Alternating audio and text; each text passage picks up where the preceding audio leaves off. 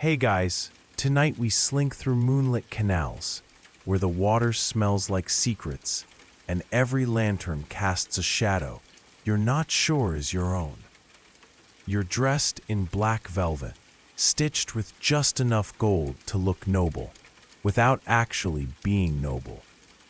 There's a mask pressed to your face, damp from breath and sweat, and beneath it, your eyes scan the alleyways of Renaissance Venice.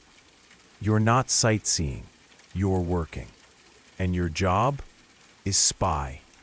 You won't get paid much. You probably won't get thanked. And honestly, you probably won't survive this. So, before you get comfortable, take a moment to like the video and subscribe. But only if you genuinely enjoy what I do here. And tell me where you're listening from, and what time it is over there. Now dim the lights, maybe turn on a fan for that soft background hum, and let's ease into tonight's journey together. You step off the narrow wooden dock and into the flickering labyrinth that is Venice, 1469, just after dusk. The air is thick with river mist, and the vague smell of rotting fish and candle wax.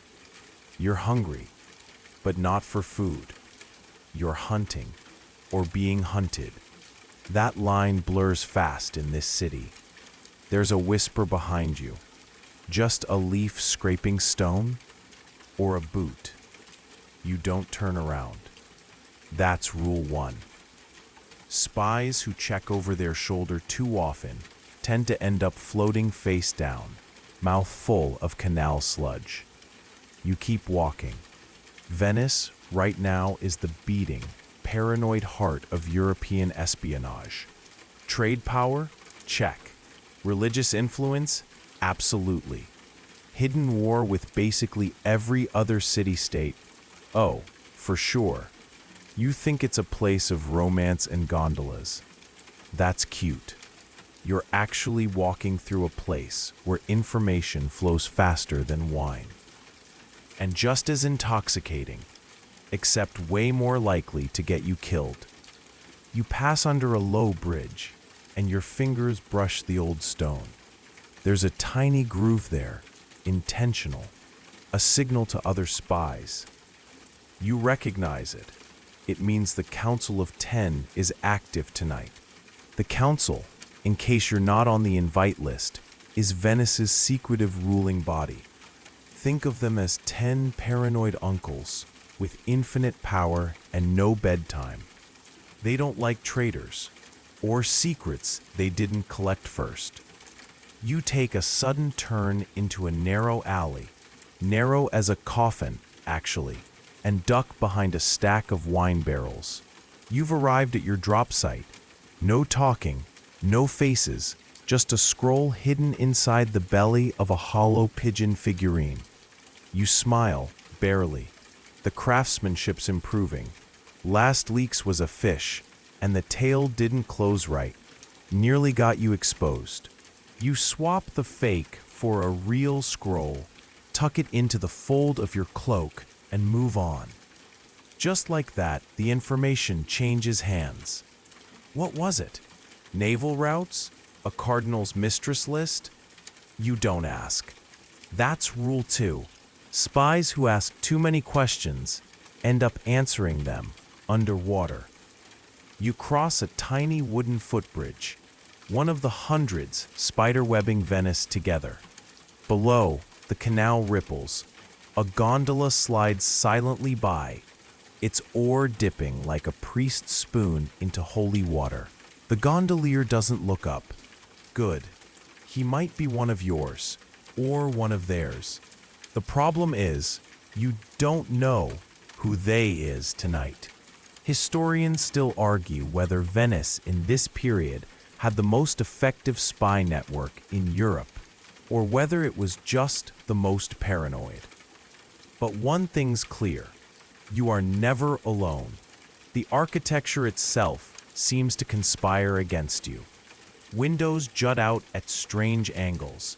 Alleys echo things you didn't say out loud. Even the pigeons seem trained. There's movement again. This time, above.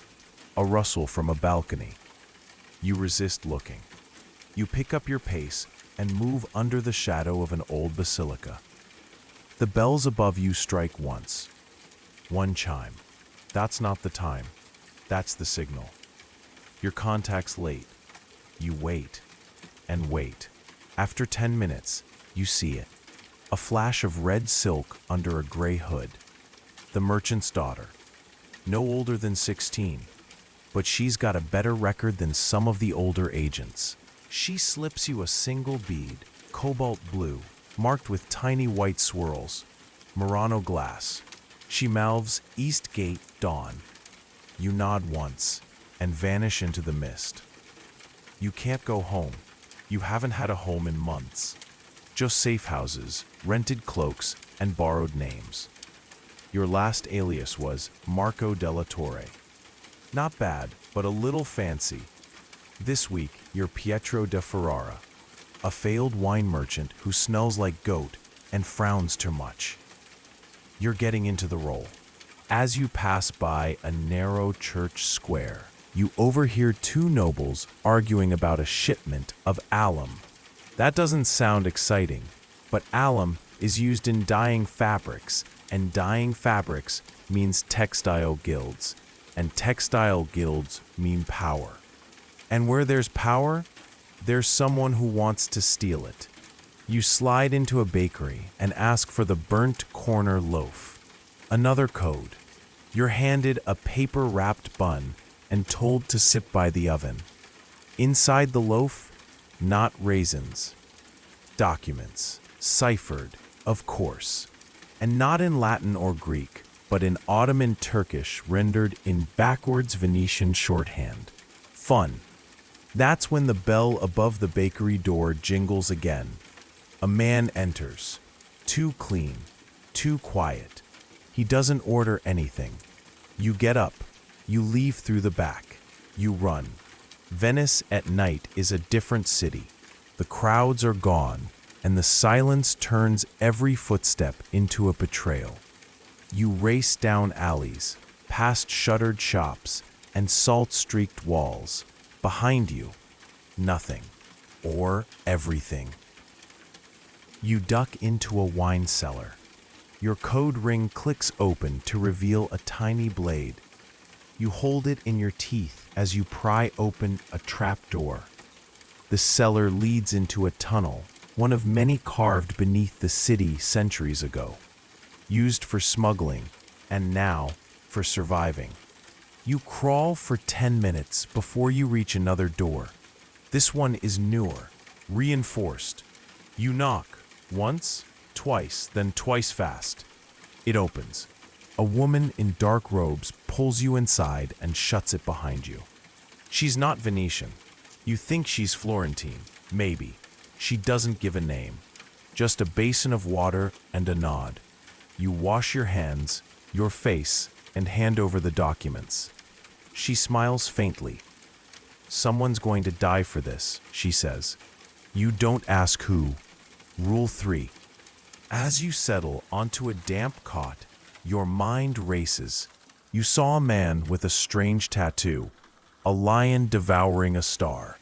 Not local, maybe Milanese, or worse, papal.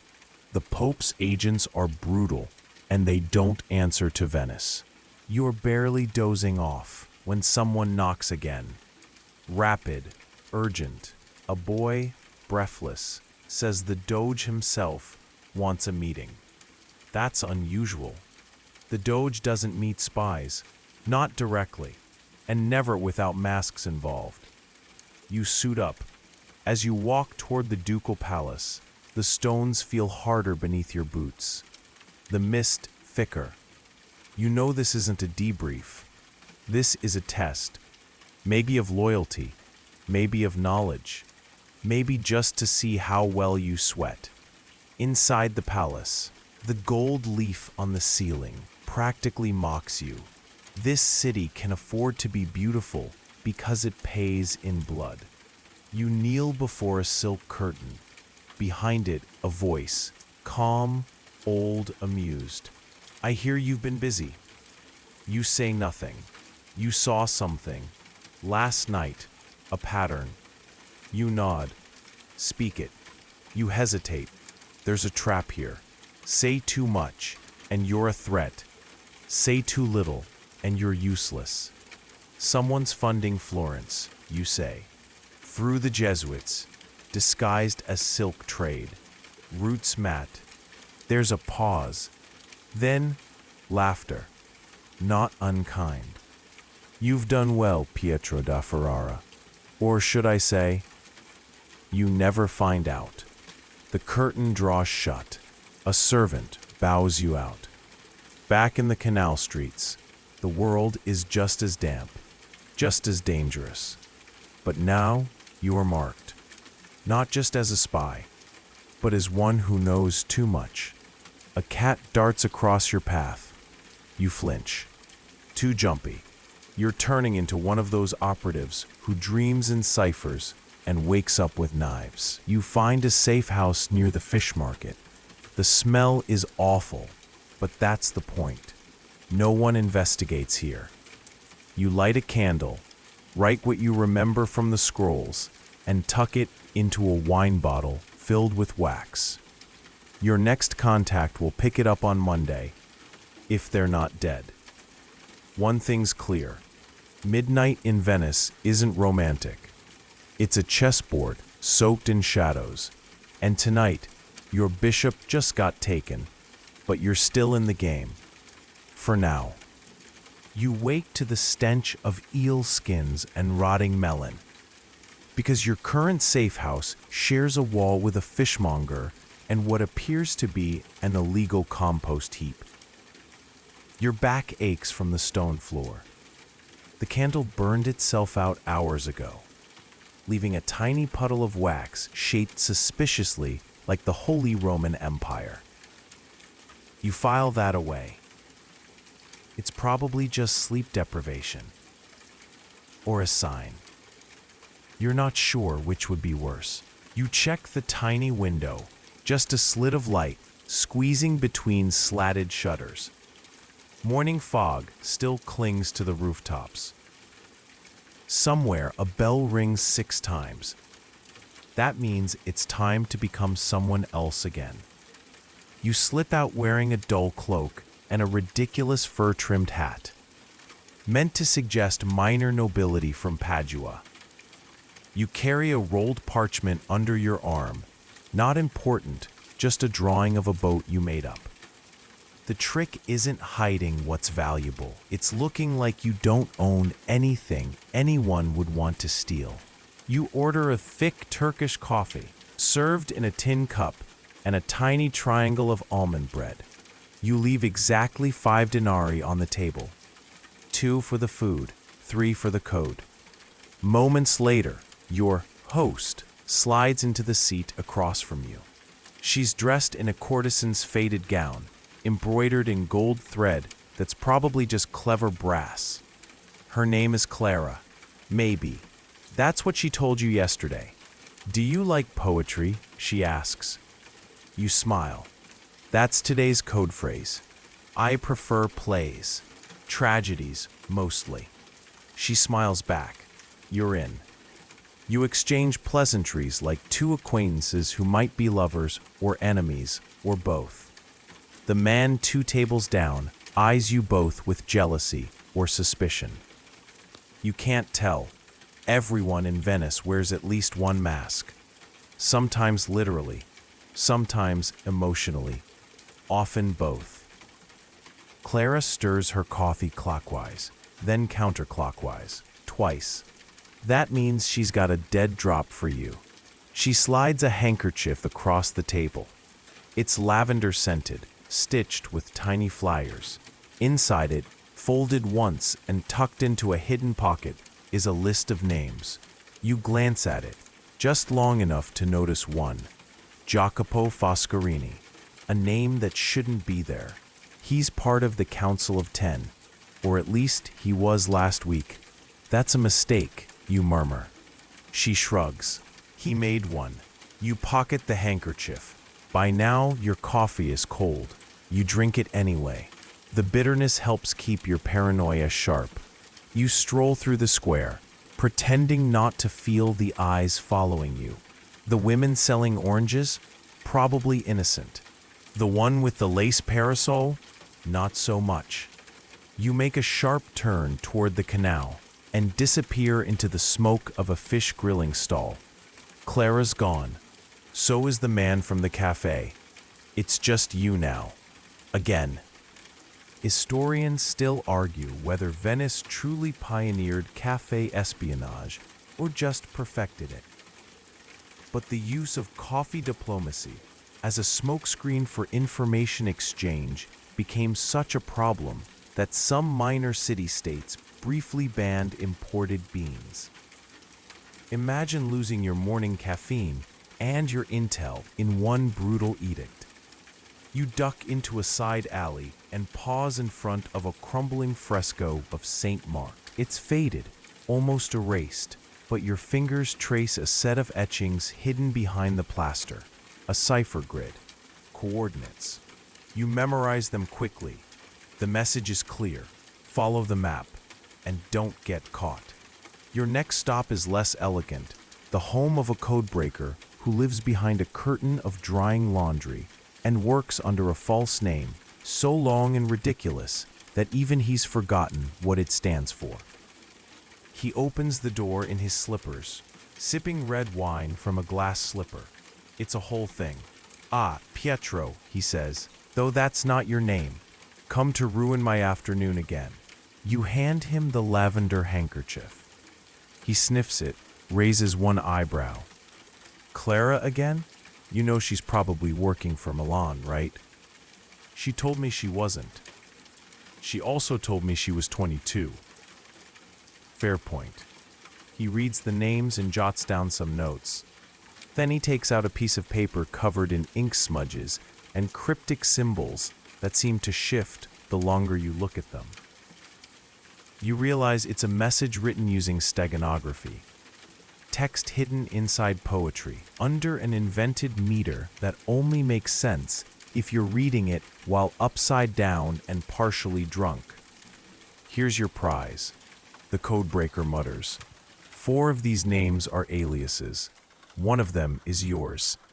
You blink. "Mine?" He nods. "Someone's been circulating it. As a trader from Naples, with a bounty." "Who posted it?" "That's the fun part.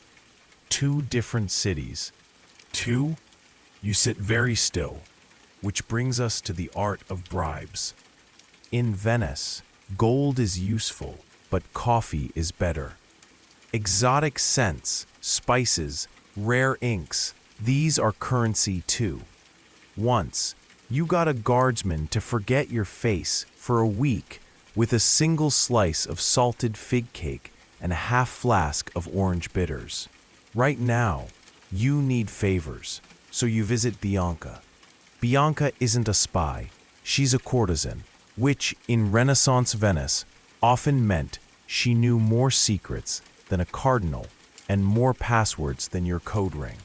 She lives in a candlelit flat above a perfumery, and her clients include 3 noblemen, 1 foreign ambassador, and a painter who definitely forged a few portraits of dead senators just to pay rent.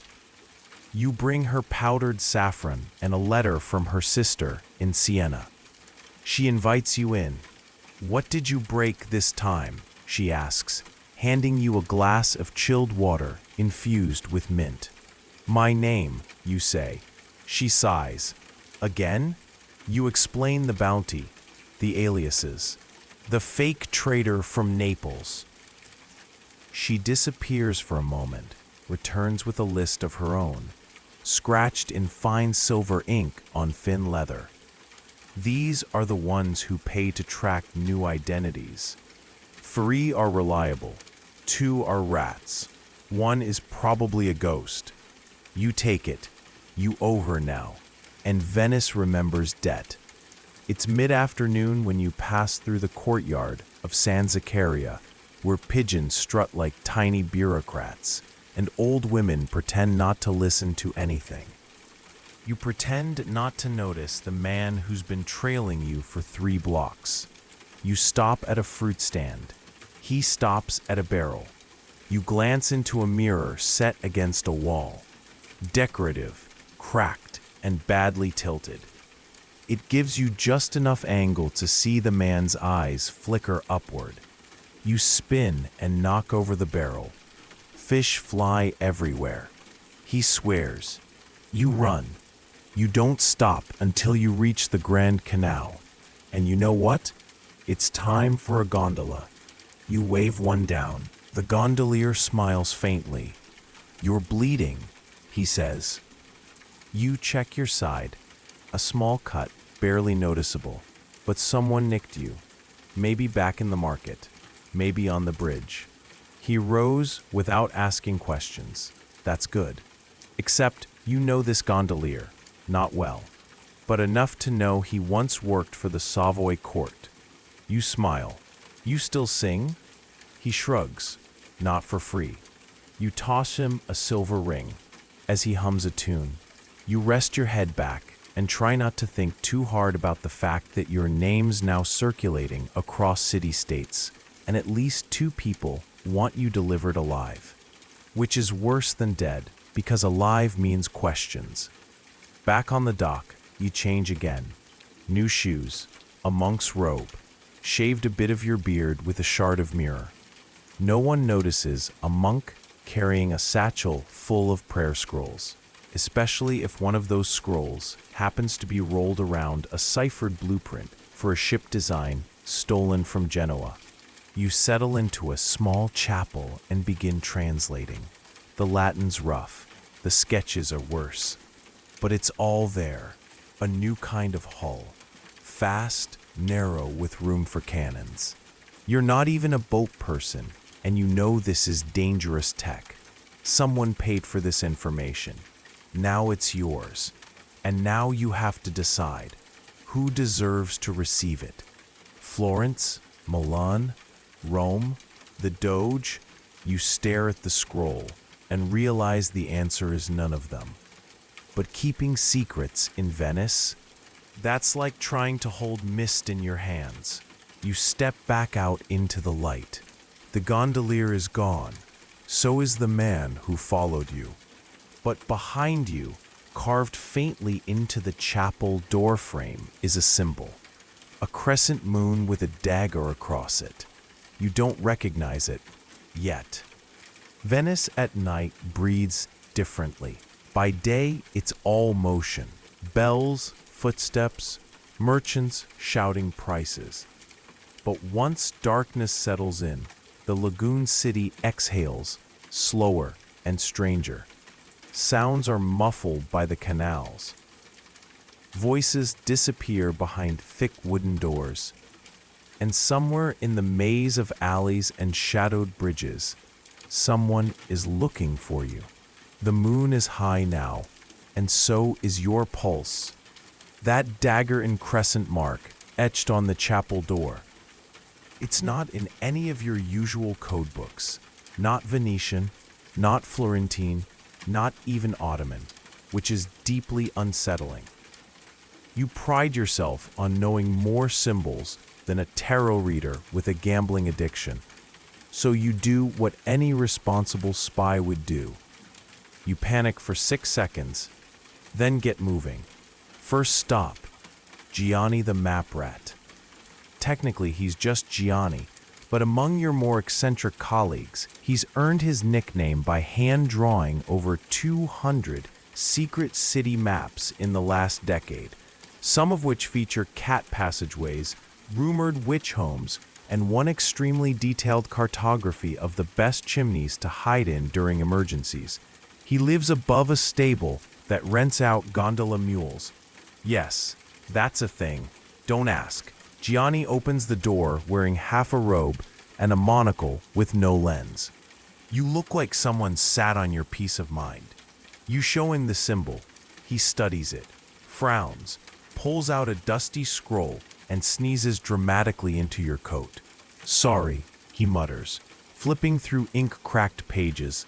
Ah, here. Crescent, blade, crescent behind the blade. Well, that's curious. You lean in. It's an old merchant sigil, he explains, from the Black Sea ports, Crimea maybe, pre-Ottoman, maybe even before Genoese control, used by smugglers who pretended to be legitimate traders by day and information thieves by night. Why would it show up here? He shrugs. Either someone's reviving old guilds or pretending to. Either way, you've annoyed someone with a long memory and a fondness for knives. Terrific. You leave Gianni 2 cloves, a strip of dried pear, and a story about a sailor with no eyebrows who once tried to seduce the Doge's wife by reciting Dante. It's barter.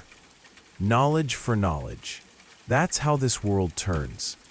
Next step, the arsenal. No, you're not stupid enough to walk in there. That would be like wearing a "Hello, yes, I spy for rival powers" sign, and handing out free pastries with cyanide sprinkles. But you know a trick. Everyone does. Is they're desperate or foolish, or both. You enter through the south wall. Not through it, exactly, more like under it, thanks to a half-submerged tunnel known as the fish's mouth. It smells like mildew and rusted chains. You crawl, then swim, then crawl again. You emerge, soaking wet, beneath a staircase that leads up to a storage loft. It's pitch black. You wait. Hold your breath. Count 10. No footsteps. Good. You're here to meet Owl. Yes, the name is silly, but he's not. He arrives silently, as if he grows from the shadows, carrying a lantern that glows just enough to illuminate half his face, which is good, because you're not sure if he even has a full one anymore. No one knows Owl's story. Some say he used to be a spy himself. Others say he was never alive to begin with and just whispers knowledge from the gaps between worlds. You prefer the first option. You've stirred the old circle, Owl murmurs, voice dry as moth wings. I smelled it on the wind. Do you know what they want? They don't want, he says. They remove. Correct. Erase. You've seen the symbol. That means you've been marked. For what? He tilts his head. Silence. You don't like the sound of that. It's not dramatic. It's worse. Routine. Owl gives you something. A scrap of parchment sealed with wax. Take it to the crypt beneath Santa Maria de Miracoli. Show it to the bell ringer. He'll give you answers, or bury you. Either way, no loose ends. You don't thank him. That's not how this works. You slip out the same way you came in. The moon's lower now. The city glows in silver layers, water, stone, and shadow. You think about leaving, just escaping. But then you remember, where would you go? Venice is the only city where you're both nobody and someone important. Anywhere else, you're just a liability. You make your way to the Miracoli crypt. The bell ringer is there, barefoot, ancient eyes like wet granite. He eyes your seal, then turns without a word. You follow. He takes you to a locked room, mutters a prayer, then slides a key from inside his robe. The door creaks open to reveal a table, a candle, and a box. He nods for you to open it.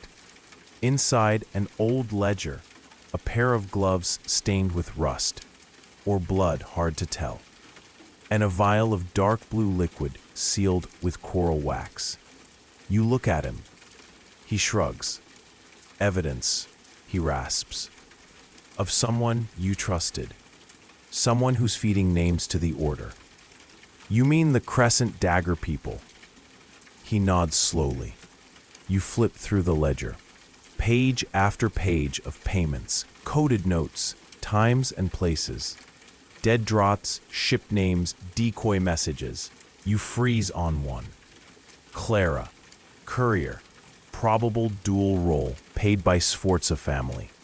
Confirmed by third contact in Ferrara. Clara, Lovely, lilting-voiced Clara with her almond bread and lavender-scented deceptions. You say nothing. You close the box. Burn it? The bell ringer asks. You pause. Then, not yet. He hands you a small matchbox anyway. As you step back into the moonlight, something shifts in your spine. Not just betrayal. Precision.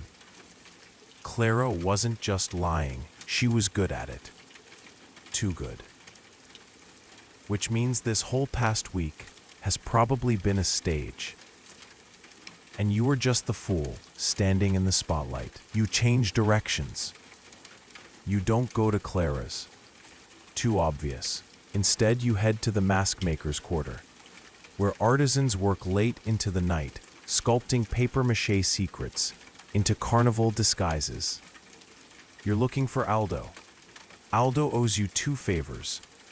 One for the time you forged a travel document for his daughter, and one for pretending not to notice the Medici seal on a shipment of just fabric last spring.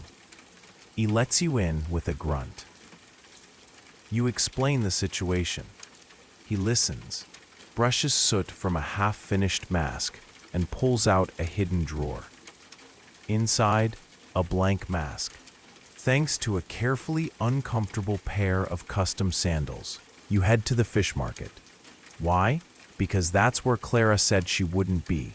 She lied. She's there, dressed in a muted green cloak, speaking to a man with a broken finger and a face like a retired butcher.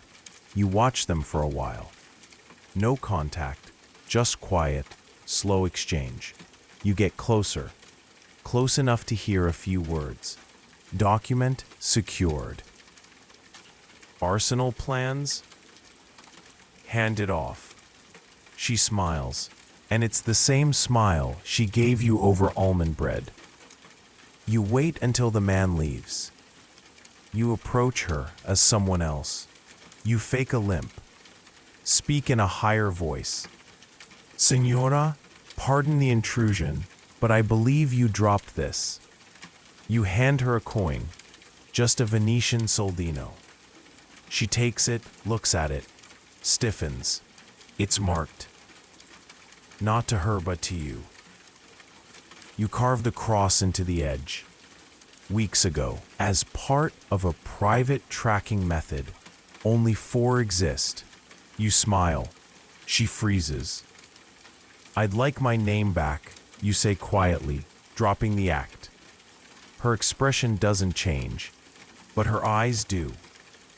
You shouldn't be here, she whispers. Neither should you. She exhales. It's not personal. Then why does it feel like a knife? She turns and walks away. You let her, because you've learned something more important than her guilt. You've learned she's not the only one. The order, whoever they are, don't just want silence. They want control. Control of information, of names, of identities.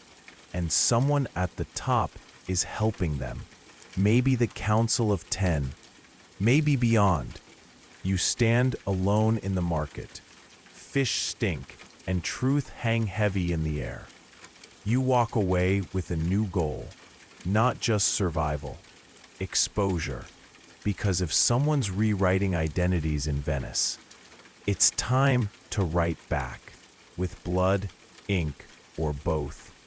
The air tastes metallic, not in a poetic, misty evening breeze way, but in a very real, this canal probably has cannon fragments and failed secrets sunk in it way. You're not just walking anymore, you're calculating angles, exits, escape routes, because now the question isn't who's lying, it's how high does this conspiracy reach. You've learned that someone has been selling names, spy names, your kind of names, to a secretive group possibly older than Venice itself. They're not in it for coin. They're in it F. And Clara, your once trusted courier with the almond pastries and whispery lullaby voice, isn't just part of the game. She's been dealing your cards behind your back. So you start building a list. The list, not of enemies, not yet, of players. Because Venice doesn't just run on government. It runs on influence. Families, factions, merchant guilds, rogue scholars, one particularly sinister choir group from Padua, and somewhere among them is the leak that let Clara play both sides. First, the Savi, the wise men, or more accurately, the guys who know how to smile during an assassination. They're the spine of Venetian politics. You've met 3 of them over the years. One invited you to dinner, then poisoned the wine, just to see if you'd notice. You did, barely. Another collects teeth from fallen soldiers. The third, he believes he's a direct descendant of Julius Caesar and once challenged a mule to a debate. You decide not to start with them. Too risky, too loud. Instead, you aim lower. The archivist. He works inside the Fairy Monastery. Officially, he's a records keeper. Unofficially, he's the memory of the Republic. He knows who sent what message, when, to whom, and under which kind of wax seal. He's the human equivalent of a confession booth, except he remembers everything and doesn't forgive anything. You visit at dusk. He's waiting as usual, with ink on his sleeves and a candle that never seems to drip. You don't bother with greetings. You hold out a scrap of parchment bearing a name, yours, and a symbol, the crescent behind the dagger. His face doesn't move, but his fingers twitch slightly. You saw it. You know it, you say. He leans back. I know too much. That's the job. He takes a breath. That mark was officially retired in 1459. Disbanded. Banned by the council. Then why is it back? Because someone decided the council's rules only apply to other people. He reaches under the table and pulls out a sealed folio. He slides it across slowly, like it might explode. You open it. Inside are pages of coded correspondences, orders, sketches of faces, yours, Clara's, others you recognize, old spies you thought dead, retired, vanished. Turns out they were cataloged. Who kept this? He sighs. That's the trick. No one. It was found in a wall behind the room where the Council of 10 hold closed meetings. No initials, no dates, no owner. Could be planted. Could be real. Historians still argue whether the Council of 10 ever truly controlled Venice, or whether they were just the most visible pawns on a much larger, older board. You leave the monastery with the folio and one piece of advice. Don't trust the left-handed priest. You laugh. He doesn't. You make a note. The next lead comes from an unexpected source, Beppo. Beppo sells sugar fruit and rat wine at the edge of the fish docks. He's old, deaf in one ear, and legally dead in 3 provinces. But he's got a memory like a myth. He also owes you for that time you pulled him out of a flooded gondola filled with eels. Long story. Eel mob, don't ask. He's heard whisperings. Something about the rootless, he says, spitting a fig seed at a passing gull. You blink. That's a children's tale. Is it? He smiles. According to Venetian folklore, the rootless were an underground group of knowledge keepers and deceivers who intentionally never tied themselves to a flag, a nation, or even a real name. They existed only in fragments, Symbols, gestures, smells. Supposedly, they helped cities rise. And when those cities forgot to pay tribute, the rootless helped them fall. A boogeyman for spies, or a warning for the arrogant. Look here, Beppo mutters, handing you a sliver of stained parchment with a pressed leaf inside. Elm, no roots. Symbol from an old ledger I saw. You kept the leaf? I eat rats. I don't throw things away. Fair enough. You start connecting dots. If the crescent dagger was an old smuggler's code, and the rootless used botanical symbols to sign their interference, then there's overlap. Somewhere between myth and reality, this group survived, or was reborn under new management. And maybe, just maybe, they want you to know, because suddenly people start watching you. Not guards, civilians. The glassblower's son who whistles too perfectly. The widow who appears on 3 different bridges in 1 hour. The gondolier whose boat always turns up near your safe houses. You're being followed by nobodies, which in your line of work means everybody. You go dark. Burn a safe house. Flood another. Move into a bell tower. You sleep sitting up, with one eye on the moon and one hand on a knife. You also get clever. You follow them back. And what you discover is absurd. They're organized, like a choir or a dance troupe or bees. Every person knows only one other person, and they pass messages using gestures, a sleeve tug, a blink, a finger to the nose. You manage to tail 2 of them to a print shop that's not on any records. It produces nothing obvious. No books, no leaflets. Just ink. Ink and stamps. You sneak in through a hatch in the roof. What you find inside sends a cold burst down your spine. Pages and pages of documents, forged identities, council decrees, ship manifests, names, and a strange repeating watermark, a broken compass with no north. You steal one, then you burn the rest. Now they know you know, so you vanish again, this time deeper. You hide among plague survivors in the Dorsoduro district. You fake symptoms, cough convincingly, rub ash into your skin to look pallid. No one touches you, which is perfect. You spend the time decoding the watermark. Turns out it's layered, not just a compass. Inside the symbol, 4 names, all spies, all presumed dead. Except one is your mentor, Tommaso. He disappeared 4 years ago. Everyone said he defected, but his name is inside this hidden watermark, marked as status, transitioned. You feel a shift. What if the rootless aren't just assassins or saboteurs? What if they're recruiting, turning spies into ghosts? It would explain a lot. Clara, the coded ledger, the civilians with professional discipline, a new invisible order growing beneath the surface of Venice's already slippery politics. You decide to contact Tommaso. If he's alive, he'll respond.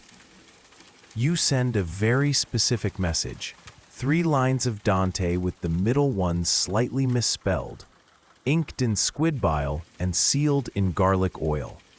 You leave it in the hollow leg of a statue in the Campo San Polo, his favorite place to people watch while pretending not to care about people. 3 days pass. Then a fish, not a metaphor, a literal fish, wrapped in linen, delivered to your hiding spot by a feral cat that winks at you before vanishing into mist. Inside the fish's mouth, a bone, carved with your name and the phrase, "Don't run, witness." That's either a threat or an invitation. You accept it anyway. Because at this point, what else are you going to do? Knit? You return to where it started, the chapel door, the crescent behind the blade. But this time, you knock. Nothing happens for a while. Then the door swings open with a groan that sounds almost bored. A figure in a deep blue robe stands there, faceless. You've been chosen, it says. Genderless, ageless, maybe even voiceless. It just feels like thoughts shoved through sound. For what? To remember, it says. Behind the figure, you see movement. Others, figures without names, holding documents, maps, masks. And one of them is Tommaso. He smiles. You don't. Not yet. Because the line between remembering and obeying is thinner than a stiletto blade. But you step forward anyway. Not because you trust them, because you need to know. And in Venice, curiosity doesn't just kill cats, it recruits them. You've always known the streets of Venice well enough to walk them blindfolded, backward, in a thunderstorm, after 3 goblets of questionable monk-made liquor. But now, they feel different, like the stones themselves are eavesdropping. The chapel you stepped into last night, gone, vanished, like a dream. You doubled back, twice. Same plaza, same gargoyle spout dribbling algae-laced water. Same fig vendor, hawking his wares. But the warped wooden door? The dagger and crescent carving? The scent of old candle smoke and secrets? Poof. You're starting to think it wasn't a door at all, but a test, an audition, maybe, and you must have passed, because now your safe houses aren't so safe. Someone's been inside the spice chest in the 3rd one, the one with the false bottom. You know because they left a single clove on the pillow, like a calling card, not threatening, but also not. It's time to reassess everything. And that begins with the Council of 10, Venice's ultimate authority in matters of state security. They're the people who decided if someone was too dangerous to live or too useful to die. You used to think they were in control, but thou? Now you wonder if they're being played just like you. You've heard the rumors, of course. The 10th seat. The chair that's always empty in the council chamber. They say it's symbolic. One for the people, or the republic, or the ghosts of past decisions. But others claim it's occupied, secretly, by someone no one ever sees. Someone whose vote counts double. Someone who isn't quite human. Historians still argue whether the 10th seat ever existed at all, or if it was just a useful myth, like a scapegoat made of fog and bureaucracy. So you decide to do something unthinkable. You're going to break into the Hall of the 10, just for a peek. You plan it over 6 days. You study patrol routes, learn the timing of bell changes, befriend a pigeon, bribe a custodian with an allergy to leather gloves, forge an identity as a musical archivist specializing in pre-Baroque lute variations. No one questions lute specialists. They just feel sad for them. You time your entry for midnight, during the Feast of the Ascension fireworks. Inside, the hall is quiet. Dust motes hover like undecided spirits. You tiptoe past portraits of past doges, all of them glaring like they know you once sold fake pearls to a bishop. Then you see it. The chairs. 9 of them, ornate and official looking, arranged like a crescent moon. And one at the far end, subtly different. Taller, simpler, no cushion. You approach. It smells faintly of old lavender and ink, a strangely specific scent. A trapdoor lies just beneath it. You pry it open, expecting tunnels or doom or ancient rats with social agendas. Instead, a staircase. You descend and find a room that shouldn't exist. It's round, lined with shelves, filled with scrolls that hum faintly when you pass your hand near them.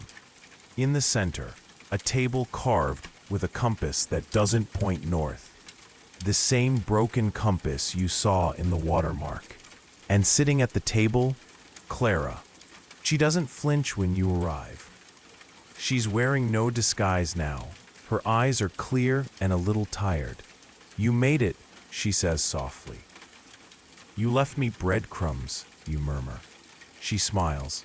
"No, I left you landmines. You just stepped right." She invites you to sit. You don't. "So, what is this," you ask? "The rootless? The real Council of Ten? Venetian Hogwarts?" "It's an interface," she replies, "between memory and manipulation." Try again. Clara folds her hands. This place, this group, is a safeguard. For when the system stops safeguarding itself, you don't buy it. So you spy on the spies. Sometimes we erase things. Sometimes we invent them. You feel a chill. You created a network, you say, connecting dots faster than your thoughts can finish. You recruited disillusioned agents, replaced real intelligence with shaped truth. Clara leans in. Wouldn't you rather guide the future than merely record it? You shake your head. You can't just decide which lies get remembered. She tilts her head. Why not? The Senate does. The Doge does. The poets do. We just do it better. You leave. Because the only thing more dangerous than a lie is a lie that thinks it's a kindness. Back in your bell tower, you sit for a long time, thinking. Then you reach for an old contact, Luca. He's an engraver by trade, a terrible chess player, and once built a crossbow that fires marzipan. He also used to work for the Ottoman courts, quietly feeding Venice maps and rumors from across the Adriatic. You meet at the abandoned puppet theater, naturally. He greets you with, "I thought you were dead." "I was, briefly. Turns out death is overrated." You hand him the compass symbol. He studies it. "This is old," he says, "and not Venetian." "What?" "It's Venetian, or maybe pre-Roman. The broken north? That's not dysfunction. That's directionless intent, a path meant never to be." You both stare at it. Then he asks the real question. "What are you planning to do?" And you don't know. Because if Clara and her secret society are right, they're preserving peace by orchestrating chaos. But if they're wrong, they've just hijacked the last shred of truth left in Venice. You do what you always do when you're confused. You follow the money. Except in this case, you follow the ink. You start tracing where the rootless get their materials: parchment, stamps, sealing wax. You visit smugglers, scholars, black market candle makers. Eventually, the trail leads to a convent. Of course, you pose as a penitent monk. The nuns let you in without question. Maybe because you shuffle convincingly. Maybe because you say "blessed be" with just the right amount of melancholy. You find what you're looking for in a basement chamber beneath the chapel. Vats of black ink with strange shimmer, like oil over obsidian. It's not normal ink. It smells faintly of juniper.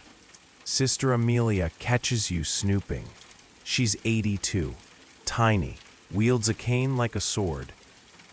"What do you think you're doing, little heron?" she snaps. You freeze. Looking for answers, you say honestly. She nods. Then look harder. This ink was gifted, not made. By who? She smiles without humor. By silence. You leave quickly. Later that night, you decode your own name. Yes, your own name. Because someone started using it. You. To leave messages across the city. Not you. other you, mirror you, doppel you, and they're signing your signature with eerie precision. You chase one of the notes to the arsenal. It's a trap. You barely escape, dragging your left foot and 3 new cuts through the salt water. Whoever's behind this is escalating. They want to discredit you. Maybe replace you. You return to Tommaso. He's in a borrowed skin now. Disguise layered on disguise. You can't even tell if he's taller or shorter anymore. You said, "Don't run," you tell him. "I didn't. Now what?" He looks at you for a long time, then says, "Now you disappear, before they do it for you." You laugh, bitter. Too late for that. He hands you a coin, not money, a token, stamped with a blank face. "You show this to no one," he says. "When the time comes, put it in the mouth of the oldest lion statue on the Zattere. And then you wait. You don't ask for explanations anymore. Instead, you retreat. Quietly, you leave a decoy in your old room. Send false letters. Plant whispers that you've fled to Greece. But really, you're still here, in the cracks, in the alleyways, in the forgotten spaces between fact and fiction. Because now you understand. To survive in Venice, you don't need allies. You need layers. You become a rumor of yourself, a story, and maybe, just maybe, that's what Clara wanted all along. To turn you from a man into a myth. Because myths don't bleed. They just wait. You wake up in a place you don't remember falling asleep in. That's the first bad sign. The second is the smell. Not rot or dampness, thankfully, but parchment and metal. Like you've been resting inside a library that moonlights as a forge. You sit up, slowly, testing your limbs. Nothing broken, no blood. Good start. You're in a cramped chamber with hexagonal walls and no windows. The walls aren't stone either. They're wood, dark and lacquered, etched with markings you can't read, but which feel mathematical. There's a single doorway without a door, leading into blackness so pure it seems to press inward, like velvet soaked in night. On the low table beside you is a clay bowl of pomegranate seeds and a folded square of vellum. You don't trust it, but you eat 3 seeds anyway. The note is addressed to the invisible one. So that's you now. Of course it is. The letter's unsigned, but the handwriting is familiar. Clara again, or someone mimicking her perfectly. The message is simple. To unmask the enemy, you must first unmask the self. Seek the lens. You crumple the page. Cryptic, smug nonsense. But you know better than to ignore it. You leave the room and find yourself beneath Venice. Not in the catacombs. Those are public knowledge, even mapped in places. No, this is deeper, older, not Roman, not Byzantine, something before. The tunnels curve wrong, like they were designed by someone who hated straight lines. You pass through 6 chambers, one filled with burnt feathers, another with melted hourglasses. One plays music when you enter, though you see no instrument. The tune is familiar.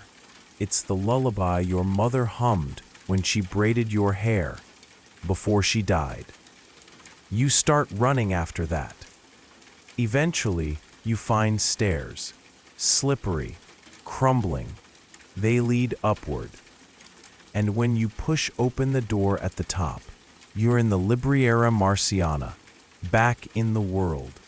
Well, sort of, because this isn't the real Libriera Marciana. This version is warped, frozen in the early morning before light and noise arrive.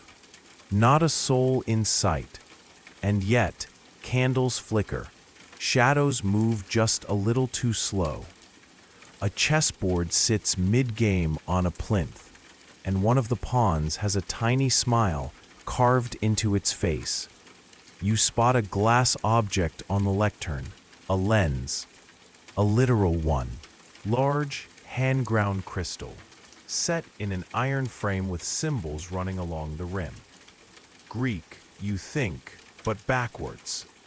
You lift it. The moment you peer through the lens, the world shifts. You gasp, because Venice has layers you've never seen before. Ghost layers, memory layers. Through the lens, every building hums with faint trails, echoes of past motion. You see your own footsteps from 3 days ago, weaving drunkenly between market stalls. You see Clara walking beside you when you thought you were alone. You see people no one else sees. You try not to panic, and fail. You stagger outside, clenching the lens to your chest. The light is dim, as if the sun's been dipped in ash. Everything looks the same, but feels unstable. You realize the lens doesn't just reveal memory. It distorts perception. It's both a gift and a trap. You find a bench, breathe, and focus. You remember the name Tommaso gave you, the oldest lion statue on the Zatara. You go. The Zatare promenade feels too open now, too exposed. But the lion is there, as promised. Carved from white marble, its face weathered but proud. Its mouth just big enough for a hand. You feed it the coin, a click. The statue exhales. Yes, exhales, and a section of stone beside it sinks inward. A hidden alcove opens, revealing a pouch and a ring. The pouch holds a mask, not a cheap Carnivale one, but a solid leather half mask, painted in gold leaf and green lacquer. The inside is lined with silk. The eye holes are tinted. When you wear it, no one will know who you are, but you'll see clearly. The ring bears no gem, just an engraving, a single dot within a circle. You've seen that symbol before. It was on the door of the chapel that vanished. A map lies tucked beneath the ring, not of Venice, but under Venice. Tunnels, passageways, even places you didn't know had names. The Room of Salt, the Unwell Bell, the Hall of the Exhaled. And near the bottom, a name scrawled in ink, the cartographer. You have no choice. You follow it. To reach the cartographer, you must pass through the old salt vaults, abandoned storage caverns that once held the Republic's greatest treasure, preservation. Salt meant survival. Salt meant power. Now they're empty, except for the rats and the whispering, actual whispering, from the walls. You press on, past arches encrusted with crystals, past broken chains and old skeletal fish. Eventually, you reach a staircase carved from mother of pearl, impossibly smooth, impossibly old. At the bottom is a circular chamber filled with maps, floored to ceiling, maps of things that never existed. Cities floating in clouds, oceans without coasts, continents shaped like birds. Maps of things that might yet exist, or did once, but were erased. In the center, the cartographer. A woman? A man? You can't tell. They wear a mask made of folded maps and robes stitched from vellum. They speak with two voices at once. You've come late, they say. I wasn't invited, you reply. They gesture to the maps. These are the worlds no one remembers, they explain. Because remembering them would change everything. Who makes these? We do. We and the rootless, and others older. You feel dizzy. You show the lens. They nod, solemn. That was stolen from us, centuries ago. Its truth is partial now, bent by the hands who've held it. Clara, among the others, you ask the only question that matters now. Can you help me stop them? The cartographer doesn't answer. Instead, they hand you a scroll, unmarked. But when you hold it near the lens, text appears, coordinates, times, names, assassinations. You recoil. These happened, you ask? They will, unless I stop them? The cartographer nods. Unless you change. You return above ground changed, marked. But now you understand something terrifying. Clara's group doesn't just record history. They plant it. They sow events like seeds. Watch them grow, prune when necessary. But the lens shows you one more thing, an anomaly. Someone inside their organization is rebelling. Someone is altering the alterations. A glitch inside the glitch. And you think you know who. Luca. You find him at the outer edges of Venice, where the water meets the marshlands in an old rope maker's shack. He's not alone. He's with others. A cell. A resistance. They call themselves the Untethered. Of course they do. Everyone loves a dramatic name. They've been stealing tools from the rootless, redirecting messages, swapping forged documents before they reach their targets, trying to restore the original record of events. Why didn't you tell me? You ask Luca. Would you have believed me? No. He grins. Exactly. They show you something the cartographer didn't. The Rootless's original charter, dated back to 1298.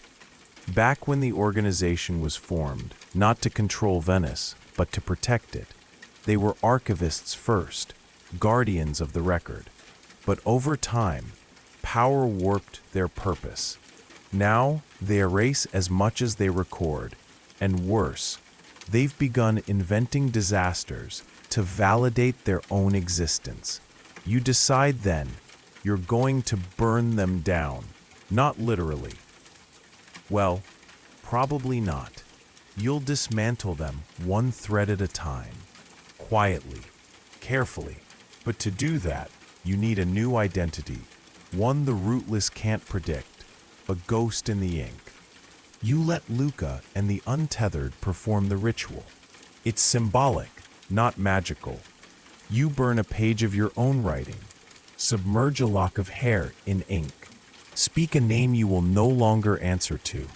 And just like that, you vanish. A new you is born. No past, no trace, no trail, except for one thing.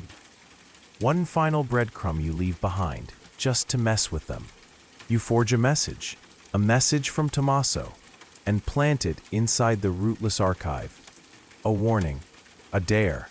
The map folds both ways. Then you disappear beneath the city once more, because the next part of this plan requires the one thing spies hate to do. Wait. Waiting is a skill, but no one really teaches you how to do it well. You learn it in dark corners, in dusty cellars, in the spaces between footsteps and the creak of distant hinges. You learn it when your legs go numb from crouching too long and your thoughts start to spiral into weird territory, like whether pigeons gossip or if ink gets jealous of paper. Right now, you're waiting in a room full of clocks. None of them are set to the right time. One of them ticks backward, and one of them, the one made of whalebone and obsidian, ticks only when you blink. You're in a watchmaker's shop, far from the Grand Canal, tucked in a crooked alley where the walls lean together like they're conspiring. The watchmaker is a friend of the untethered.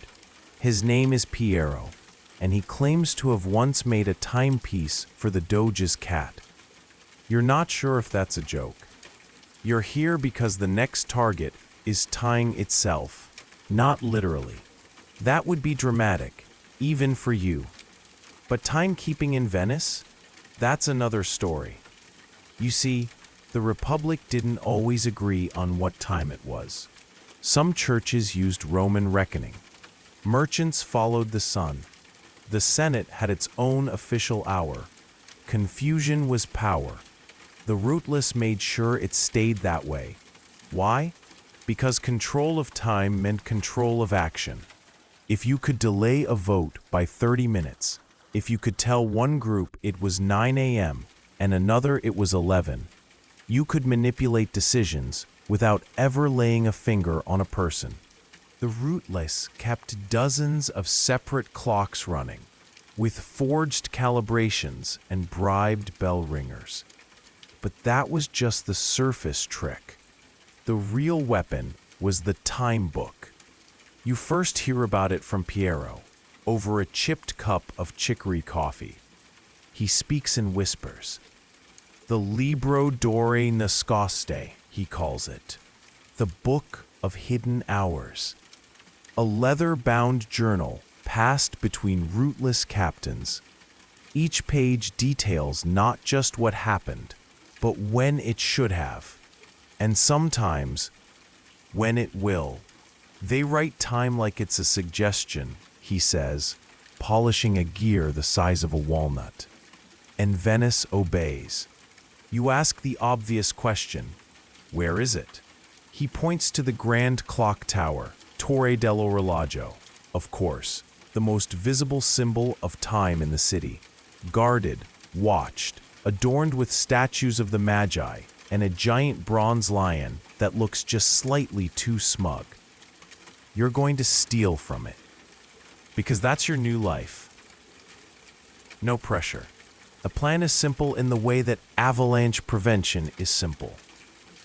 You time your entry during the afternoon bells, when the guards rotate. Disguised as a clocksmith, you use the forged badge Luca gave you.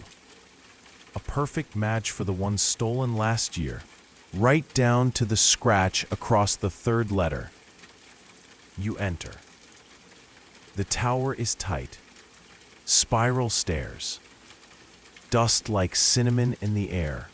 Ancient mechanisms groan above you, and somewhere below, someone hums a madrigal just slightly off-key. Inside the central chamber, it's chaos. Gears the size of wagon wheels turn slow and steady. Cables stretch like violin strings, and there, in a glass case bolted to the inner wall, is the time book. It's smaller than you expected, but heavier in meaning. Bound in dark green hide, clasped shut with bronze hinges, the cover etched with an Ouroboros swallowing the sundial. You almost feel it watching you. You open your toolkit, pull out the false key. Click, open. You swap it with a decoy, the cover identical, the inside filled with poetry about pickled herring. You consider that your little revenge. You walk out the same way you came in. No one stops you. Not yet. Back in the safety of Piero's shop, you open the book. And your blood chills, because it knows your name. 3 pages in a confident hand, at the 5th hour of the 8th day. The Invisible One enters the tower. The book is taken. The replica is placed. No one sees. That happened 4 hours ago. You're still holding the book. You keep reading. It predicts your next steps, where you'll hide it, who you'll trust, what you'll forget to check. The last entry, day 12, the betrayal, from within. You slam the book shut, tear the page, burn it, but you know it's too late. The book remembers even when you try to erase. You stash it in a lead-lined case beneath Piero's floorboards. He doesn't ask what it is. You think he doesn't want to know. Next, you hunt the scribes, because someone's still writing the book, right? You track whispers through the taverns of Cannaregio, through the herb sellers of Dorsoduro. Everyone knows someone who's heard of the calligraph. That's the title. The person, not a group, who transcribes time for the rootless. You find her by accident, in the market, watching pigeons argue over a grape. She's older than you expected, stooped, wrapped in shawls, but her eyes are sharp as flint. You follow her to a canal-side chapel that isn't on any map. It's not abandoned, but it's also not open. A strange place, filled with the scent of ink and iron filings.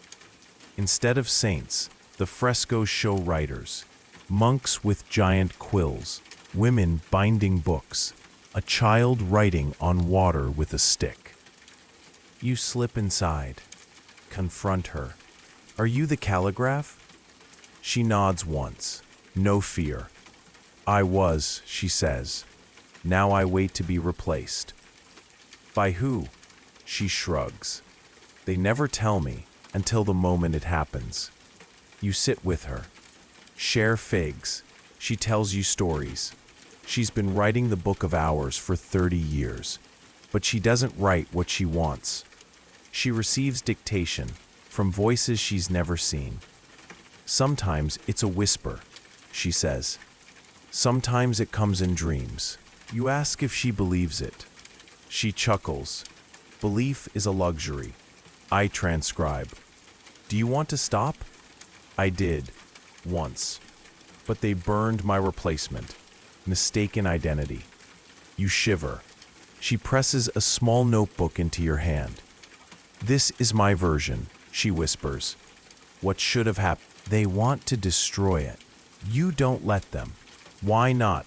Luca demands. Because it's a mirror. We just need to show it what it doesn't expect. You spend the next 3 nights rewriting entries, changing them, gently, quietly. Instead of betrayal, you write a shift in loyalty. Instead of death, a delay in the poison. Instead of silence, a song half remembered at the right moment. Then you plant the book back where you found it, exactly as predicted, except now it tells a different story, and within days, the effects ripple. A courier arrives early, a senator leaves late. A bomb meant for a bridge is discovered, just in time. The rootless don't know who's tampering yet, but they will. That's the next problem, because every step you take bends the timeline, and someone else is watching. You feel it on rooftops, in reflections, a second presence, always just behind you. It's not Clara, it's someone older. You find your first real clue when you visit the mask maker in Campo San Polo. You're there to buy another disguise, something more flamboyant this time. Your last one was a little too effective. Even your allies don't recognize you now. The mask maker, a man named Giulio, chats easily as he works.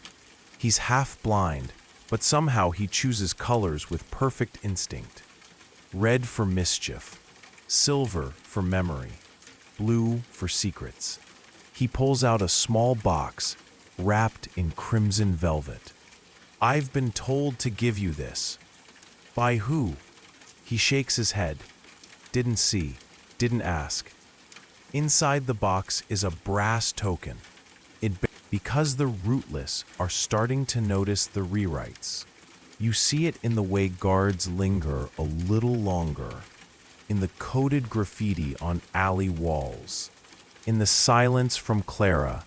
She's gone underground, which means she's preparing something big. You turn to the untethered. Find me the custodians. They laugh, but they obey, because whether they're real or not, you're out of options. and someone needs to remember the truth before it's rewritten again. You can't remember the last time you truly slept. Sure, you close your eyes, drift a bit, but real rest, the kind where your mind goes quiet and nothing is watching you, that's a luxury lost to spies and philosophers.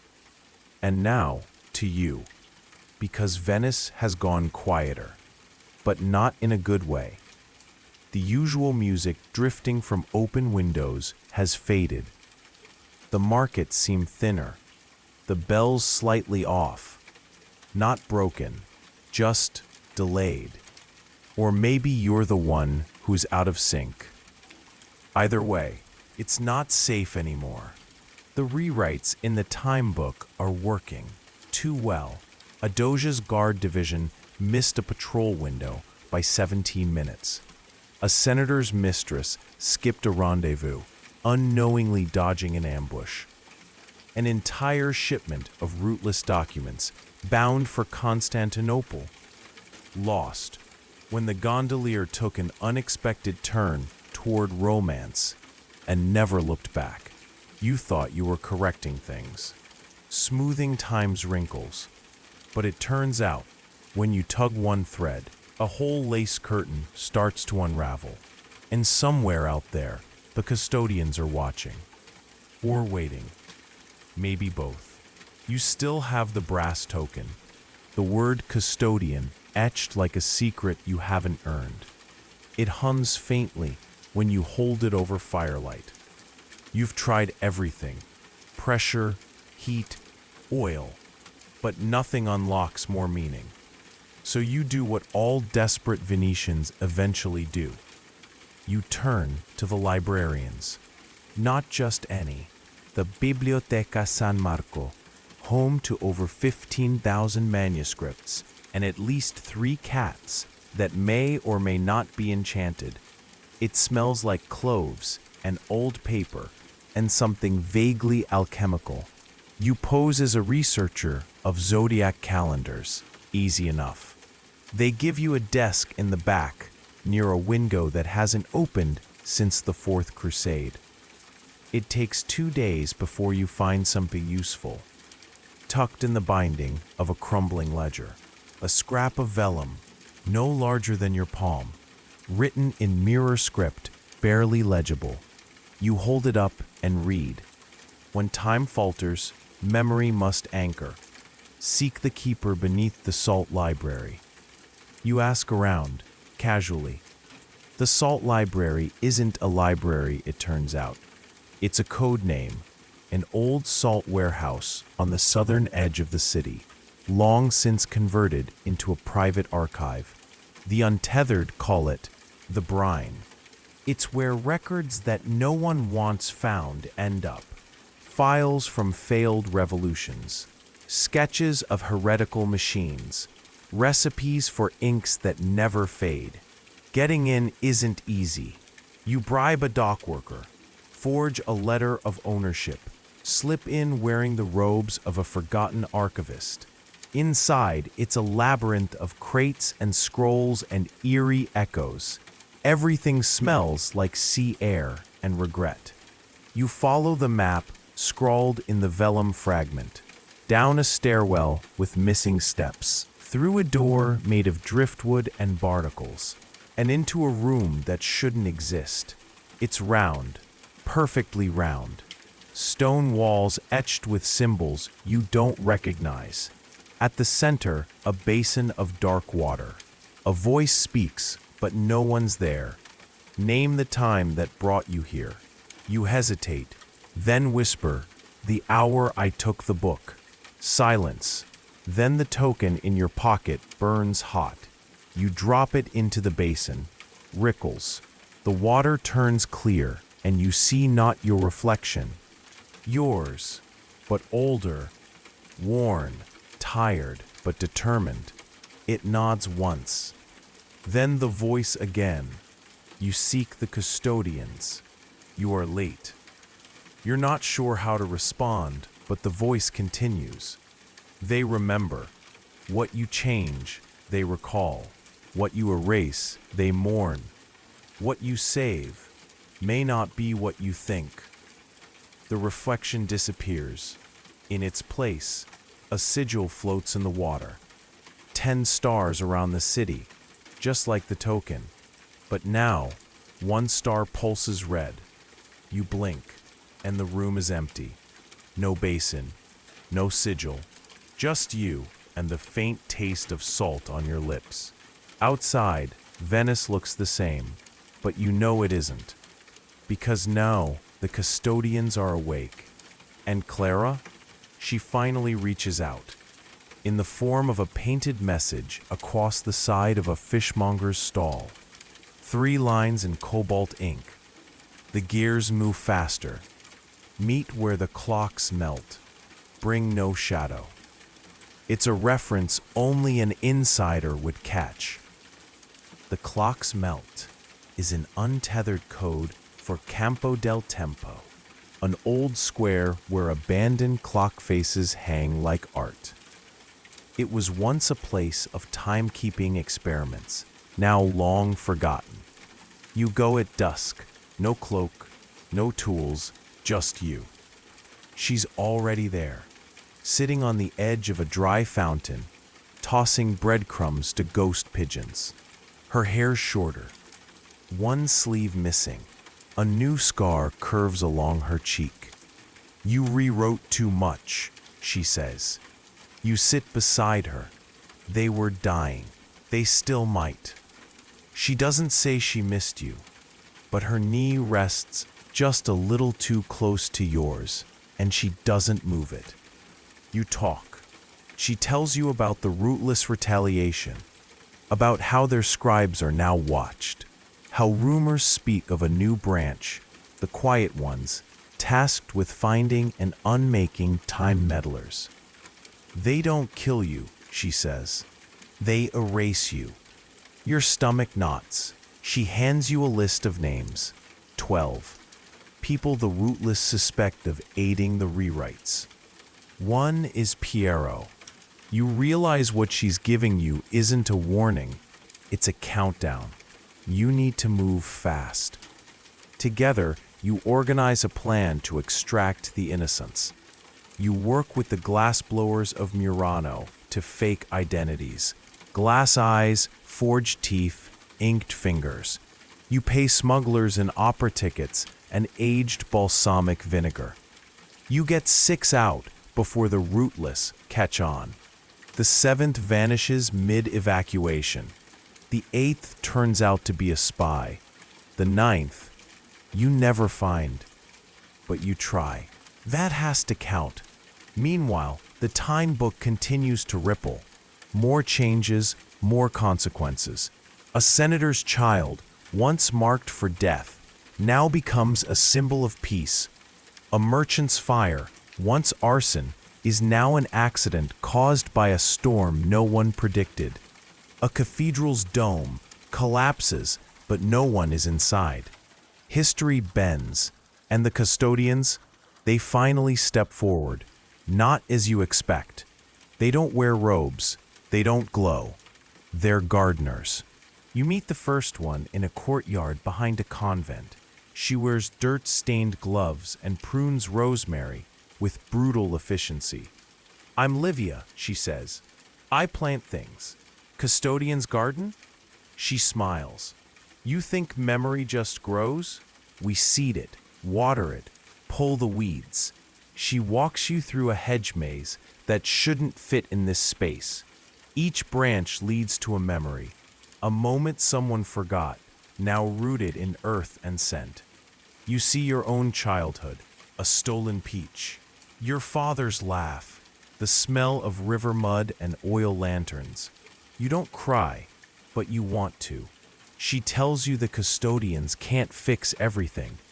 We remember, she says, but memory can't stop time, only anchor it. You ask what happens if the time book wins. If it writes too far ahead, she looks away. Then the ink dries and nothing new grows. It chills you more than any threat so far. You leave with a seed pressed in your palm. You'll know when to plant it. You don't ask what it'll grow. The next day, you receive a message from Clara. The rootless are preparing something. She doesn't know what, but it involves the Bell of Saints, a massive ancient bell only rung during citywide emergencies. It hasn't moved in 93 years. If it rings again, Venice will burn. You don't know what the rootless plan to claim. Power? Chaos? But the sound of a bell echoing over water, that's the kind of moment that erases what came before. You gather the untethered. You gather the custodians. You gather what little hope you still have. Because the gears are spinning. The next tick is coming. And the bells are very, very close. The pigeons flee before the bell rings. You don't know how they know, but they always do. You're crossing the Ponte della Tede when the sky shifts. The clouds, thin and stretched like a forgotten bedsheet, suddenly still. The wind forgets how to blow, and then it happens. Boom! The Bell of Saints, asleep for nearly a century, howls across the city like a god waking up angry. Venetians freeze mid-step. Gondoliers stop rowing. A baker lets an entire tray of almond biscotti crash to the ground. You feel the sound in your bones, like someone hammering a bell against your ribs, and with it, a wave of something else. Not fear, not exactly. More like memory being torn. You stumble against the railing and grab your head. It's not just the noise, it's the feel. The sense that someone is unwriting you, line by line. Then silence, not calm, but a breath held too long. Clara finds you by the time the echo dies. They triggered the bell, she says, panting. They called it the resonance. Why, you ask, dazed? To collapse the false timelines, everything we rewrote. You stare at her. That's half the city. She nods. They don't care. They think they're purging rot from the tree. The rootless have decided your rewrites have polluted the narrative, made Venice a hybrid beast of mercy and mistakes. They want her sharp again, cold, clean. You're a glitch, Clara mutters. We were the bacteria. And now they've applied fire. The custodians call an emergency convergence. You meet in the Osario dell'Orologo, the bone clock vault. It's a chamber beneath the arsenale where failed time experiments were interred like corpses. Clocks that ran backward, sundials that bled red at noon, a glass hourglass that never emptied. It ticks around you now, not in unison, but like 1,000 different hearts in disagreement. Livia, the gardener custodian, is already there.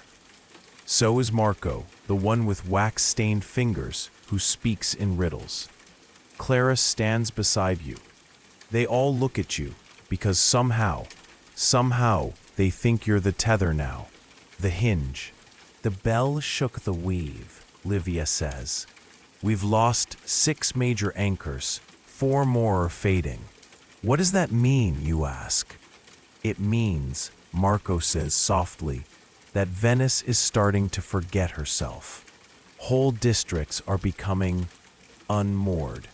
You see it the next day. The Calle dei Mori, gone. Not just empty, missing. As if the space between 2 canals gave up and collapsed into a watercolor smear.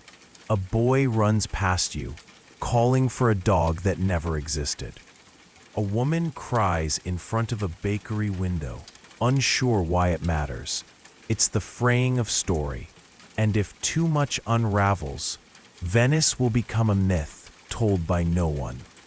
The custodians explain the last resort, the anchor vault, buried beneath the Basilica di San Pietro. rumored to be built around the city's first written name, a name lost even to most scholars. They say it's sealed with blood and memory. They say if it opens, you get one chance to rewrite everything. But it comes at a price. You can't just tweak, Clara says. You'd have to rebuild it all, set a version of Venice into stone, and lose the rest, you finish.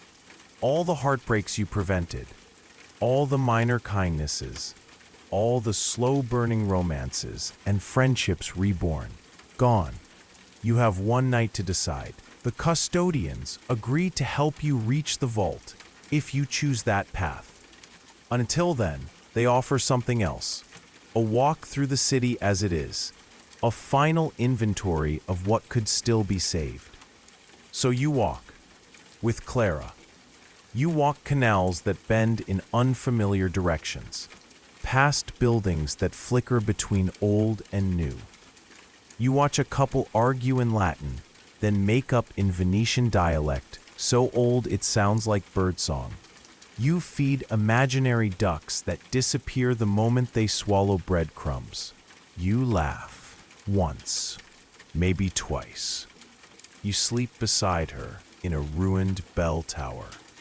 Both of you, wrapped in cloaks, listening to the soft grind of time fighting itself. In the morning, you choose. You go to the vault, not with a key, but with the seed, the one Livia gave you. You place it on the center stone. Whisper a name you don't remember knowing. The stone warms. The vault opens. It's not what you expect.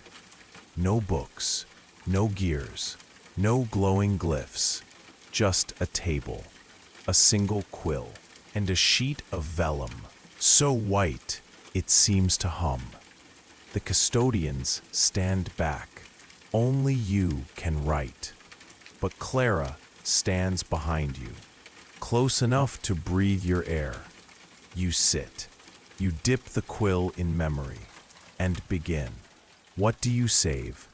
The child spared from disease because the herbalist's mother had a dream? The gondolier who kissed his lost lover because a broken clock struck midnight early? The alchemist whose failure saved a square from exploding? You choose. Not all of it. You can't. But you anchor what matters most. The mercy, the mystery, the mad little turns of fate that make Venice more than a city, more than stone and water. You finish the sentence. The ink sets. The paper dissolves into your skin. You forget what you wrote. That's the rule. But you walk outside, and Venice breathes again. A canal laughs in its splash. A market bell rings, not the bell of saints, but one made of copper and hope. The pigeons return. One lands on your shoulder. Clara's already walking ahead. She doesn't say anything, but her hand finds yours without looking. And for the first time in months, you feel still.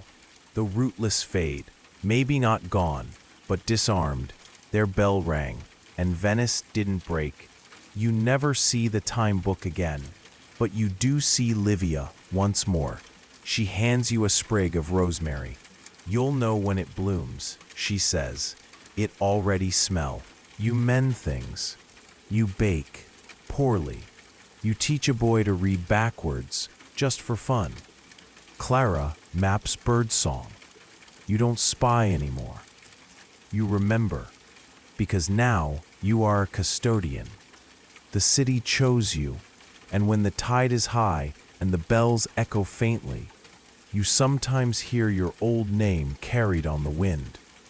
It's not gone, just rewritten, as you were. You wake to the scent of wet stone and sea salt, the sound of water lapping gently against wooden pilings outside your window. Venice is waking up, slow, shimmering, and stubbornly alive despite everything. It's early spring, but the city already feels heavy with history, like you're breathing in stories along with the fog. You pull your cloak tighter around your shoulders and step out, feet splashing softly through a shallow aqua alta. The canals have risen again, but Venice doesn't complain. It adjusts like an old cat curling into an awkward sunbeam. Today, your task is simple, or so you think. To find the old tailor who once stitched secrets into the seams of nobles' cloaks. You've heard whispers that his craft held more than fine thread. His needle was rumored to sew hidden messages, even codes for rebels who dared defy Venice's serpentine politics. You're curious if those tales are true or just silk-spun rumors. Navigating narrow alleys slick with moss and shadows, you pass by carved stone lions whose mouths seem to snarl quietly at the sky. There's a smell here, musty fabric, forgotten drawers, and faint traces of lavender. Your fingers itch for the tailor's shop, which is said to hide behind a weathered facade on Quai della Lana, the street of wool. You find the shop door ajar, revealing bolts of faded velvet and spools of golden thread. A small bell tinkles softly as you push it open further. Inside, a hunched figure emerges from behind a counter stacked with scraps of cloth. Who seeks the tailor of secrets? He croaks, eyes sharp despite his stooped form. You clear your throat. A friend of history, perhaps. I've heard tales of your work. He nods slowly, as if expecting you. Ah, the old stories. Venice's fabric is woven with whispers, not just silk. He beckons you closer and pulls out a cloak, threadbare, but with delicate embroidery curling like ivy around the collar. This, he says, was worn by a senator's aide. See these stitches? Look closely. You lean in, tracing the delicate silver thread. It's not just decoration, he explains. Each stitch is a letter, a message hidden in plain sight, a cipher. The wearer carried secrets beneath their cloak, invisible to those who didn't know to look. You marvel. It's almost like the fabric breathes secrets. He leans closer. Venice's spies weren't just shadowy figures in alleys. They were tailors, painters, musicians. The city hid its secrets in plain sight, embroidered in clothing, sung in songs, painted on masks. You think of the carnival masks you passed yesterday, their painted smiles hiding intentions. Venice, a city of veils, but it wasn't safe, he says grimly. If caught, a tailor's fate was worse than death, because knowledge is harder to kill. You ask, what happened to you? He smiles, though it doesn't reach his eyes. I stitched one secret too many, but I survived, barely. The council has eyes everywhere. You feel the weight of those words like a stone in your pocket. As you leave, the city feels different, more alive, more dangerous. You wonder how many secrets pass unnoticed beneath the shimmering surface of Venice, carried in cloth and song. Later, you find yourself at the Rialto Bridge, watching the merchants and masked nobles bustle beneath the rising sun. The city pulses with hidden meanings, each step a page in a story half told. You reach into your pocket, fingers closing around a scrap of embroidered fabric you swiped from the tailor's shop. It feels warm, as if it holds a heartbeat. Historians still argue whether Venice's spies were truly invisible shadows or just masters of disguise, blending into the city's endless masquerade. You lean against the stone railing, letting the sunlight warm your skin, wondering how many truths hide beneath the surface. Venice isn't just a city of water, it's a city of stories stitched tight, waiting for the right eyes to unravel them. The morning greets you with a chill that sneaks beneath your cloak, whispering secrets you almost want to ignore. Venice's labyrinthine streets, slick with morning dew and the residue of last night's acqua alta, seem to close in around you as you navigate them. The city wraps itself like a tangled web, holding its mysteries close while daring you to unravel them. Every step you take echoes softly against ancient stones worn smooth by centuries of footsteps, and the air carries the mingled scents of salt water, damp wood, and faint traces of burning herbs. Today, your curiosity leads you to the Castello district, where a thin wisp of smoke curls delicately from a narrow chimney tucked between two leaning buildings. The scent is unlike the usual briny tang of the lagoon. It's rich with pine and something faintly medicinal, a fragrance that piques your interest and urges you onward. You follow this subtle trail through winding alleys until you arrive at a hidden apothecary, a tiny shop that seems squeezed into the shadows, almost forgotten by time. Pushing open the creaking wooden door, you step inside, greeted by a thick atmosphere, heavy with the smell of crushed leaves, dried flowers, and something far more elusive, an almost imperceptible tingle of alchemical fumes that makes your skin prickle. The dim interior is cluttered with glass jars filled with strange powders and liquids, bundles of herbs hanging from the rafters, and shelves bowing under the weight of countless bottles, some labeled in faded ink. Behind the counter stands a wizened old man, his sharp eyes piercing through the gloom as though he's been expecting you all along. He introduces himself as Pietro, claiming to be the last practitioner of a secret Venetian art, the crafting of invisibility potions known in whispered circles as betrayals of the lagoon. His voice is low and measured as he speaks, his gaze flickering with unspoken knowledge. "You want to know why it sucked to be a spy here?" he says, leaning in so that only you can hear. "Because sometimes invisibility comes with a price." From beneath the counter, Pietro produces a dusty vial filled with a swirling, translucent liquid. "Take this," he offers. "A single drop can cloak you from sight, rendering you as invisible as the mist on the water at dawn. But beware, the potion steals your scent. Without it, dogs and worse, your own people will find you." He recounts haunting tales of spies who dared to use the veil and paid the ultimate price, becoming ghosts not only to their enemies but to themselves. They drifted through the city unseen, forgotten by the very people they sought to protect, trapped between worlds, alive but erased. You press him for more. Do any still employ these forbidden brews? Pietro shrugs, a shadow crossing his weathered face. Some say yes.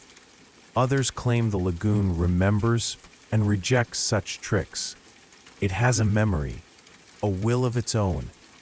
His eyes sparkle mischievously as he adds, "Historians still argue whether these potions truly existed or were just elaborate myths concocted to frighten careless spies, or perhaps to keep the curious from meddling in things better left alone."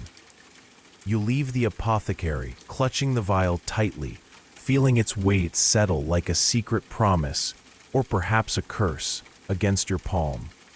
The narrow street outside feels charged, the city suddenly watching you with new eyes, aware of the invisible threads you might be weaving through its labyrinthine heart.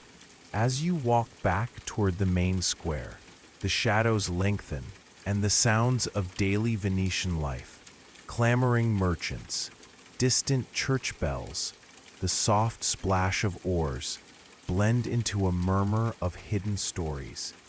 You wonder, how many secrets slip unseen beneath the surface of this city? How many invisible spies have vanished into its watery depths, swallowed by the very veils they conjured? You tuck the vial safely inside your cloak, the cool glass pressing against your side, a constant reminder that in Venice, invisibility may grant survival, but it demands a steep price. Evening drapes itself over Venice like a silken shroud, the fading light casting long, liquid shadows across the canals and cobblestones. The air is thick with the salty breath of the lagoon, mingling with the faint, almost intoxicating scent of incense from distant churches. You find yourself drawn, almost irresistibly, toward the heart of power, the Doge's palace. Its ornate Gothic facade looms before you, gilded arches, carved stone lions, and windows aglow with the warm flicker of candlelight. Inside, the palace is a labyrinth of secrets and whispered intrigues. The marble floors echo softly beneath your footsteps as you slip through grand halls adorned with frescoes and tapestries that tell stories of conquest and betrayal. Here, beneath layers of gilding and grandeur, the city's pulse beats strongest, hidden deals made in shadowed corridors, alliances forged and broken under painted ceilings. You navigate a series of narrow, twisting passages rumored to snake beneath the palace itself, where the air is heavy with dust, old parchment, and the faintest trace of ink. This is the realm of the archivists, the keepers of Venice's deepest and darkest secrets. In a dimly lit chamber, lined with towering shelves of leather-bound volumes, you discover the Libro delle Ombre, the Book of Shadows. The ancient tome is said to contain the names and deeds of every spy, informant, and traitor who ever lived and died for Venice's tangled web of espionage. Your fingers brush the worn pages, each one yellowed and fragile, edges curling like autumn leaves. The ink is faded, but the names and cryptic annotations pulse with a life of their own. You wonder how many lives have been upended by the secrets scribbled within, how many friendships shattered, how many hearts broken or hidden beneath the city's glittering veneer. A sudden chill makes the candlelight flicker, and the shadows dance on the walls. You turn sharply and find yourself face to face with a figure cloaked in darkness, their presence as unsettling as a cold wind off the lagoon. They speak in a whisper that seems to carry centuries of mistrust. The book is no mere record, it is prophecy. You lean in, heart quickening. Prophecy, you ask, barely daring to breathe. Yes, the figure replies. Historians still argue whether the Libro delle Ombre predicts the future or if it shapes it. Whether those who read its pages become bound to the fate it describes, or if it is a tool to manipulate what is yet to come. Before you can respond, they press a folded piece of parchment into your hand, a coded message, tangled in cipher and hidden meanings. The puzzle is maddeningly elegant, crafted to protect the innocent and condemn the guilty. You realize the weight of this moment. Decoding this message might save a life, or it might doom one. The choice, as always in Venice, is perilous and fraught. Stepping back into the moonlit courtyard, the city seems to hold its breath. In Venice, knowledge is both shield and dagger, armor against enemies and poison to the unwary. As you melt into the shadows, the Libro delle Ombre's whispered secrets follow you, a constant reminder that in this city of masks and mirrors, the line between friend and foe is as fluid as the canals themselves. A thick fog swirls over the lagoon as you make your way toward the heart of the Rialto market just before dawn. The sky, a bruised purple promise of another Venetian day. The usual clamorous hustle is muted, stalls closed or half prepared. But beneath the surface, something more clandestine hums. Traders, informants, and shadowy figures slip between carts laden with spices, dried fish, and silk, their footsteps light, voices low. The air carries a mix of salt, wet stone, and the sharp tang of fresh lemons, reminders that beneath the surface, Venice is alive with secrets as pungent as it smells. You are here for one man, known in whispers as Il Corvo, the Crow, a lean, elusive smuggler said to traffic not just in contraband, but in information, secrets worth more than gold. His reputation is as dark and mysterious as the feathers he's named after. Some say he has eyes everywhere, perched like a raven on the rooftops, watching the city's pulse. Emerging from the mist, Il Corvo is exactly as you imagined, a wiry figure cloaked in worn black fabric, his sharp eyes glinting beneath a weathered hood. His smile is quick and dangerous, like a hidden blade slipping from a sheath. He gestures you toward a shadowed corner where a battered leather ledger lies on a crate, its surface cracked and worn by years of handling. This ledger, he says, voice low and rough, holds coded dispatches from spies scattered across Europe. Each entry could topple kings or ignite wars. He taps the book with a finger stained by ink and tobacco.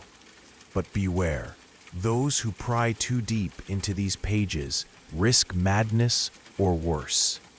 You accept the ledger cautiously, feeling the heavy weight of history and betrayal seep through the cracked leather binding.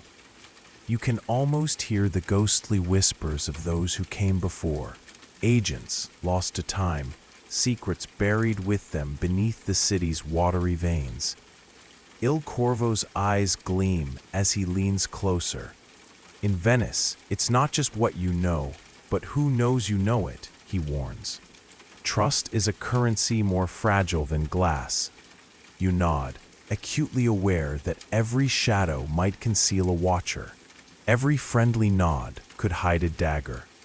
The city's layers peel back around you, revealing a world where loyalty is a myth and survival demands cunning and luck in equal measure. As you leave the market, the ledger tucked beneath your cloak, you wonder about the man behind the legend. Historians still argue whether Il Corvo truly existed or if he was a fabrication by Venetian intelligence, an elaborate myth designed to keep enemies guessing and allies cautious. The fog thickens, swallowing the Rialto's colors into a monochrome haze. You blend into the crowd, a single thread in the city's vast tapestry of secrets. You clutch the ledger like a lifeline and wonder, in this city of masks, shadows, and whispered plots, can you trust anything but your own wits? The night air drapes over Venice like a velvet cloak, heavy with the scent of the lagoon and the faint smoke of extinguished candles. You move through the twisting alleyways near the Fondamenta dei Ormesini, where the dampness clings to the stones beneath your feet and the distant murmur of water laps softly against the wooden poles jutting from the canal. It's quiet here, but beneath that stillness thrums a tension, an unseen current winding through the city's veins. You are headed to a clandestine meeting in a dilapidated warehouse, a forgotten relic of brick and timber, its walls peeling with age and neglect.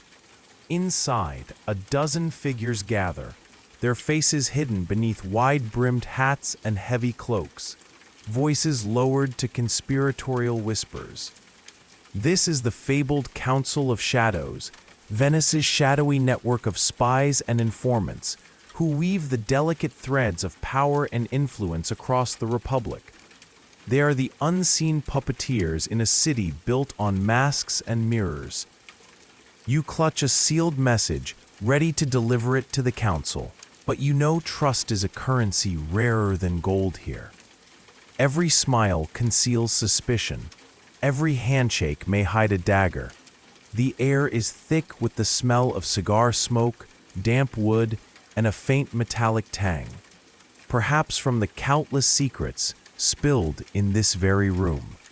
A sharp-eyed noble steps forward, his smile polite but cold. He speaks of a growing menace, foreign agents infiltrating Venice with ruthless cunning, their methods more devious and deadly than ever before. With a flourish, he reveals a small mechanical device, a primitive spyglass, but unlike any you've seen. Its lenses are ground not just to magnify distant objects, but according to legend, to reveal shadows themselves, uncovering hidden movements and whispered plots. "You'll want one of these," he says with a knowing grin, "if you hope to survive what's coming." The discussion turns to a name whispered in fear and awe: La Sombra, a master spy whose identity remains a mystery even to the council. La Sombra is said to move like a ghost through the city, invisible in crowds, able to manipulate events from afar, and strike without warning. Some dismiss La Sombra as myth, a story spun to frighten the naive. Others swear the figure walks among them, shaping Venice's fate from the shadows. Historians still argue whether the Council of Shadows ever truly existed as an official body, or if it was merely a convenient legend to explain Venice's resilience amidst centuries of intrigue and warfare.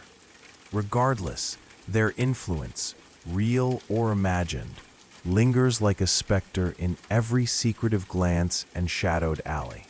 As the meeting ends, you melt back into the night, the weight of new knowledge pressing heavily on your mind. Venice is not just a city of canals and gondolas. It is a living web of secrets and spies, where survival demands not just courage, but a keen sense of when to trust and when to vanish without a trace. Outside, the fog thickens, swallowing the city in silence once more. The whispers of the council and the elusive La Sombra follow you like shadows, reminders that in Venice, the most dangerous secrets are often those never spoken aloud. The pale fingers of dawn creep through the narrow Venetian windows, casting long, fragile shadows on the time-worn floorboards of your secret room. Your body aches from endless nights, chasing whispers through labyrinthine alleys. Yet your mind is restless, tangled in the ceaseless web of intrigue that defines Venice itself. Every step you take feels like walking a tightrope strung above murky waters, where a single misstep could plunge you into ruin. Today, your mission carries the heaviest weight yet, a sealed letter destined for a noble whose allegiance is as shifting as the tides that surround the city. This missive contains intelligence potent enough to alter the balance of power across the Mediterranean, a secret volatile enough to ignite wars or forge uneasy peace.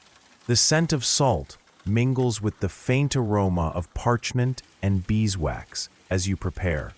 Your fingers slipping through the awakening streets, you are met by the sounds of merchants shouting their wares, gondoliers softly singing, and the splash of oars breaking the morning stillness. Venice, to the untrained eye, is a city of beauty and serenity, a floating jewel framed by shimmering canals. But you see beneath this glossy surface a nest of vipers, each waiting to strike at the faintest sign of weakness. At the Grand Palace, the noblewoman greets you with a courteous smile that never reaches her calculating eyes.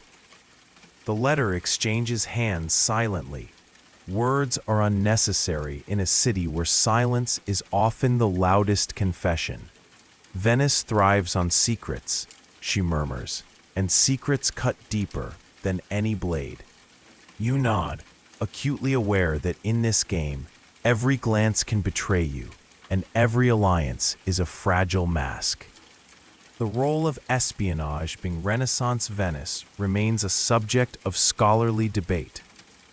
Some historians argue it was the invisible hand steering the city's political dominance, while others warn it spun a dangerous web, ensnaring even its architects in a cycle of paranoia and betrayal. Either way, it was a high-stakes game where the line between friend and foe blurred like the fog on the lagoon. Leaving the palace, the sun rises higher, casting golden light on bustling markets and lively piazzas. Gondolas glide silently beneath stone bridges, passengers oblivious to the hidden wars fought beneath their feet. You pause, watching the city breathe, its beauty and danger entwined like lovers in a dance as old as time. Being a spy in Renaissance Venice was not just about secrets. It was a life lived in perpetual tension, a careful balance between courage and caution, trust and suspicion. It was to exist forever on the edge where the waters below could conceal either safety or a deadly fall. And yet, amid the shadows and whispers, there is an odd beauty, a reminder that even in darkness, the human spirit can find light, and that in a city built on secrets, survival itself is the greatest story ever told. The city slowly exhales as the sun climbs higher, bathing Venice in warm, golden light that softens the edges of shadow and stone. You sit quietly now, feeling the weight of the night's secrets ease gently from your shoulders. The labyrinth of canals and alleyways, once filled with whispered threats and hidden dangers, seems almost peaceful in this calm morning glow. It's a world where danger never truly sleeps, but right now, the city is still, just for a moment. You think back on the tangled dance you've been part of, the sleepless nights, trailing phantom footsteps, the coded messages slipped beneath doors, the faces that disappeared too quickly into the fog. All of it was woven into the fabric of Venice, a city that thrived on mystery, on masks that hid far more than smiles. To be a spy here was to live forever in the twilight, balanced precariously between survival and oblivion.